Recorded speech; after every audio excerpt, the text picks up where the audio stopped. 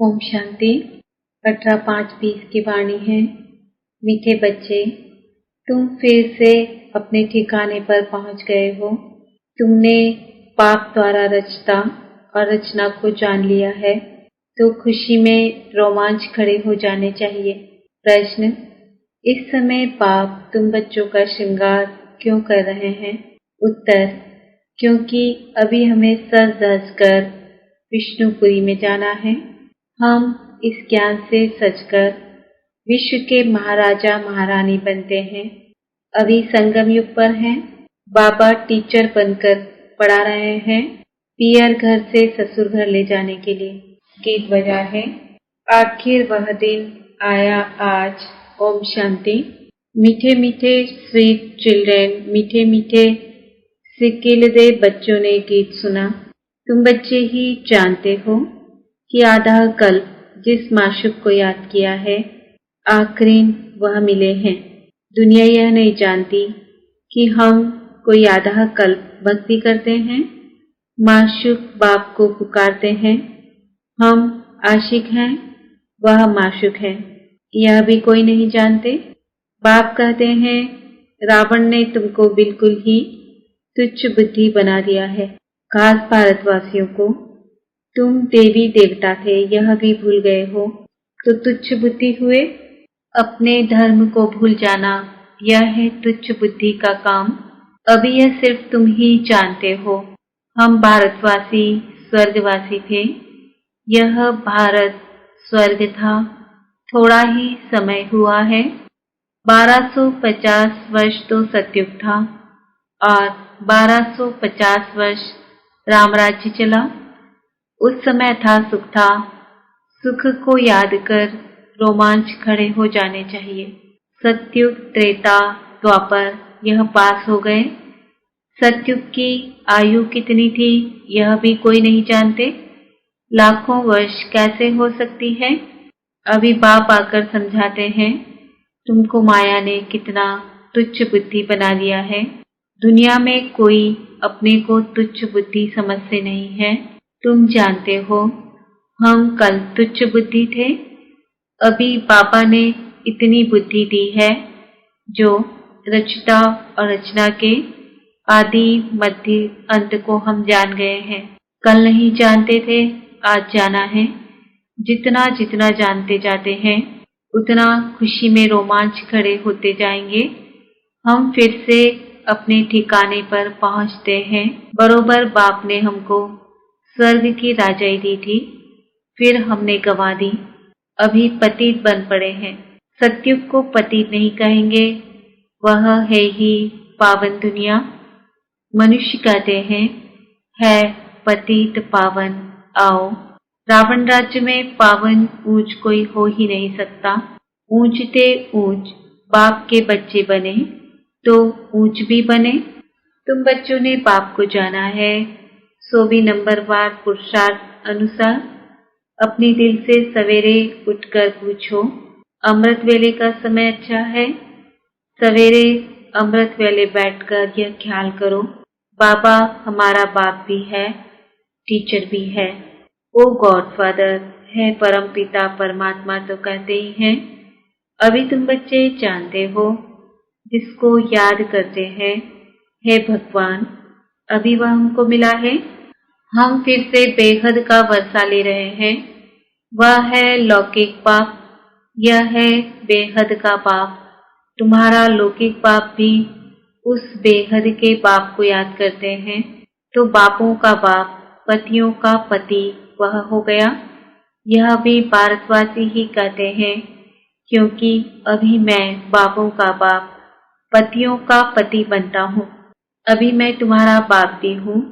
तुम बच्चे बने हो, बाबा बाबा कहते रहते हो। अभी फिर तुमको विष्णुपुरी ससुर घर ले जाता हूँ। यह है तुम्हारे बाप का घर, फिर ससुर घर जाएंगे। बच्चे जानते हैं, अभी हमको श्रृंगारा जाता है। अभी तुम पियर घर में हो ना, तुमको पढ़ाया भी जाता है। तुम इस ज्ञान से सजकर विश्व के महाराजा महारानी बनते हो। तुम यहाँ आए ही हो विश्व का मालिक बनने। तुम भारतवासी ही विश्व के मालिक थे जबकि सतयुग था। अभी तुम ऐसे नहीं कहेंगे कि हम विश्व के मालिक हैं। अभी तुम जानते हो भारत के मालिक कलयुगी हैं, हम तो संगम युगी हैं। फिर हम सतयुग में सारे विश्व के मालिक बनेंगे। यह बातें तुम बच्चों की बुद्धि में आनी चाहिए। जानते हो विश्व की बादशाही देने वाला आया है। अभी संगम युग पर वह आए हैं। ज्ञानदाता एक ही बाप है।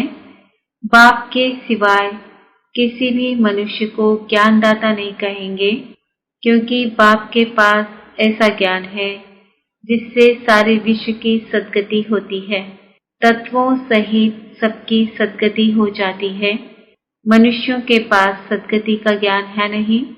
इस समय सारी दुनिया तत्वों सहित तमोप्रधान है। इसमें रहने वाले भी तमोप्रधान हैं। नई दुनिया है ही सतयुग, उसमें रहने वाले भी देवता थे। फिर रावण ने जीत लिया। अब फिर बाप आया हुआ है। तुम बच्चे कहते हो हम जाते हैं बाप दादा के पास। बाप हमको दादा द्वारा स्वर्ग की बादशाही का वर्षा देते हैं। बाप तो स्वर्ग की बादशाही देंगे और क्या देंगे। तुम बच्चों की बुद्धि में यह तो आना चाहिए ना, परंतु माया भुला देती है, स्थायी खुशी रहने नहीं देती है। जो अच्छी रीति पढ़ेंगे पढ़ाएंगे वही ऊंच पद पाएंगे। गाया भी जाता है सेकंड में जीवन मुक्ति। पहचानना एक ही बार चाहिए ना। सभी आत्माओं का बाप एक है। वह सभी आत्माओं का बाप आया हुआ है, परंतु सब तो मिल भी नहीं सकेंगे। इम्पॉसिबल है। बाप तो पढ़ाने आते हैं, तुम भी सब टीचर्स हो। कहा जाता है ना गीता पाठशाला, यह अक्षर भी कॉमन है। कहते हैं कृष्ण ने गीता सुनाई। अब यह कृष्ण की तो पाठशाला है नहीं, कृष्ण की आत्मा पढ़ रही है। सतयुग में कोई गीता पाठशाला में पढ़ते पढ़ाते हैं क्या।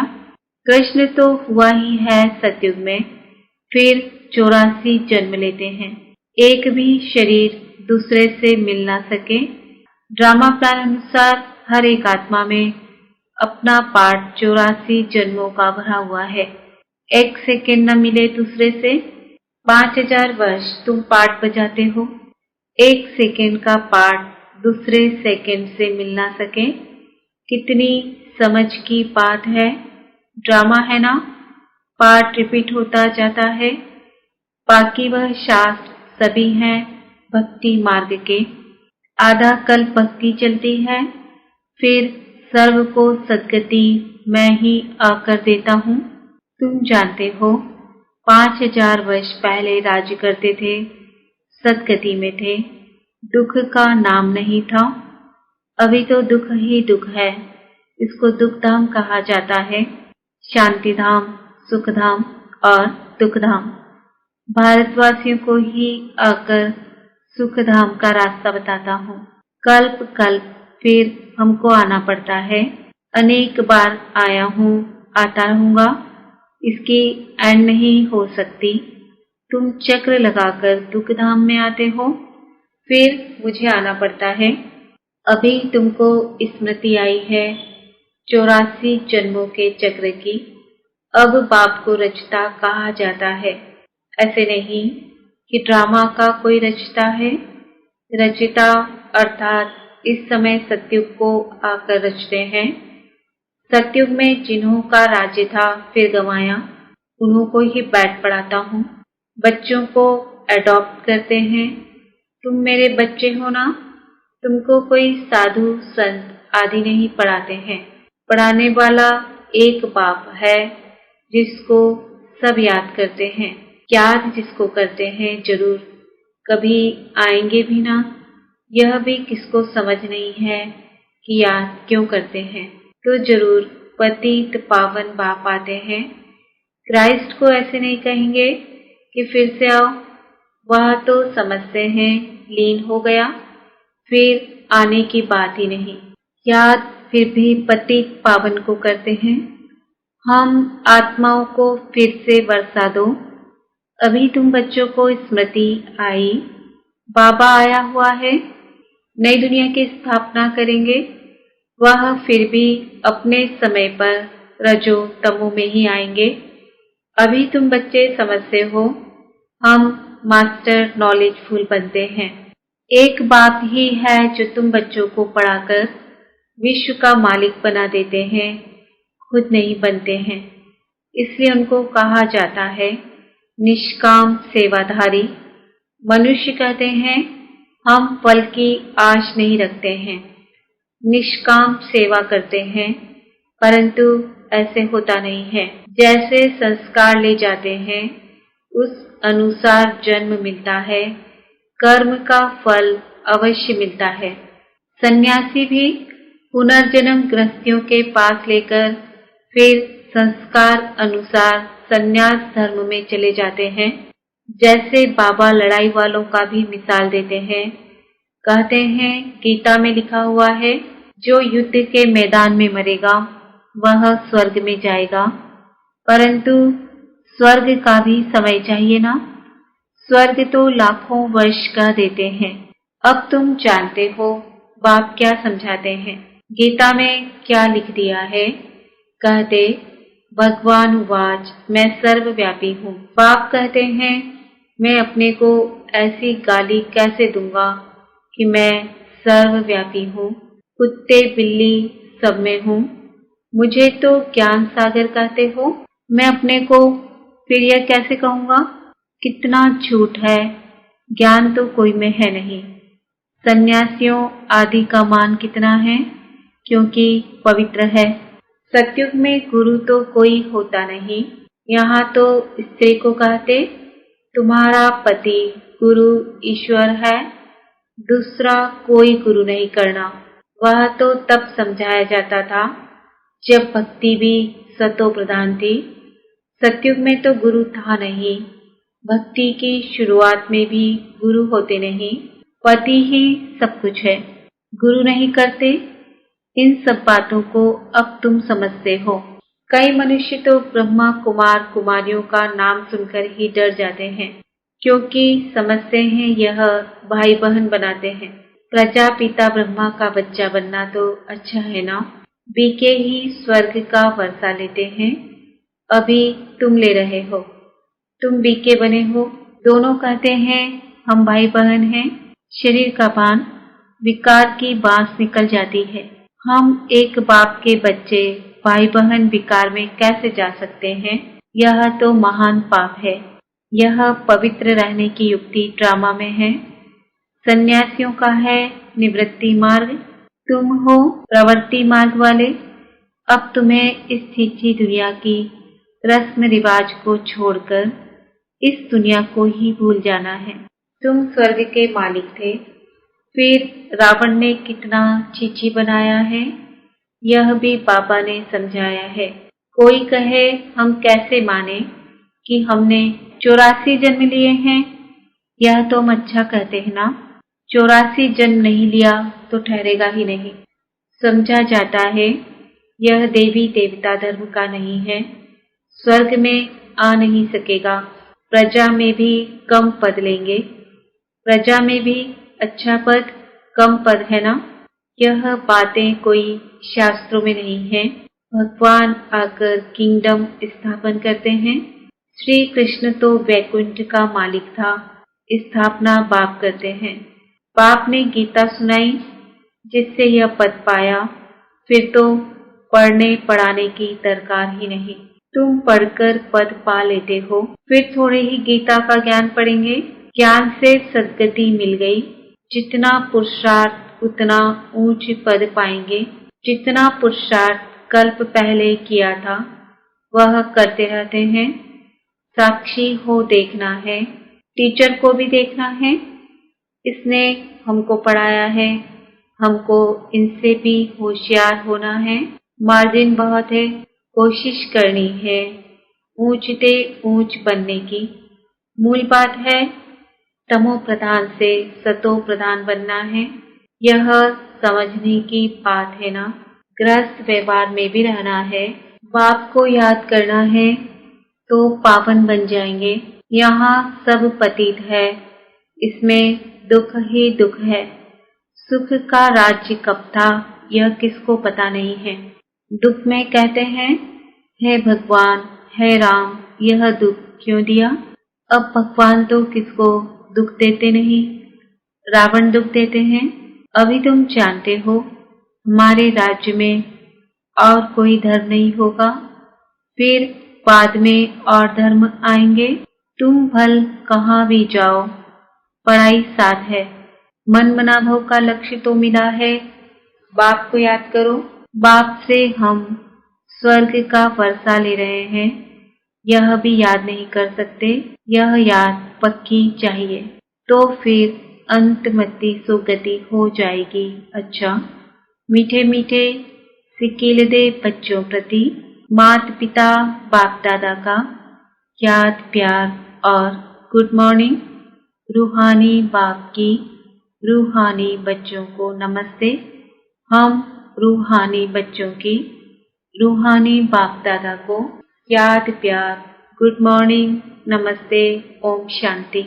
धारणा के लिए मुख्य सार, सवेरे सवेरे अमृत वेले उठ ख्याल करना है बाबा हमारा बाप भी है, टीचर भी है।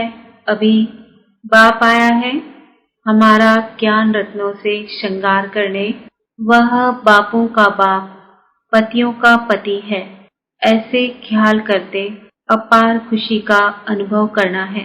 हर एक के पुरुषार्थ को साक्षी होकर देखना है।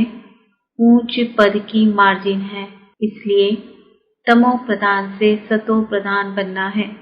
वरदान, संगम युग पर प्रत्यक्ष फल द्वारा शक्तिशाली बनने वाली सदा समर्थ आत्मा भव। संगम युग पर जो आत्माएं बेहद सेवा के निमित्त बनती है, उन्हें निमित्त बनने का प्रत्यक्ष फल शक्ति की प्राप्ति होती है। यह प्रत्यक्ष फल ही श्रेष्ठ युग का फल है। ऐसा फल खाने वाली शक्तिशाली आत्मा किसी भी परिस्थिति के ऊपर सहज ही विजय पा लेती है।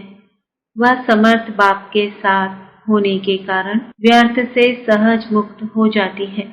जहरीले सांपों समान परिस्थिति पर भी उनकी विजय हो जाती है। इसलिए यादगार में दिखाते हैं कि श्री कृष्ण ने सर्प के सिर पर डांस किया। स्लोगन, पास विद ऑनर बनकर पास्ट को पास करो और बाप के सदा पास रहो। आज का सुमान है, मैं आत्मा सदा समर्थ हूँ। ओम शांति।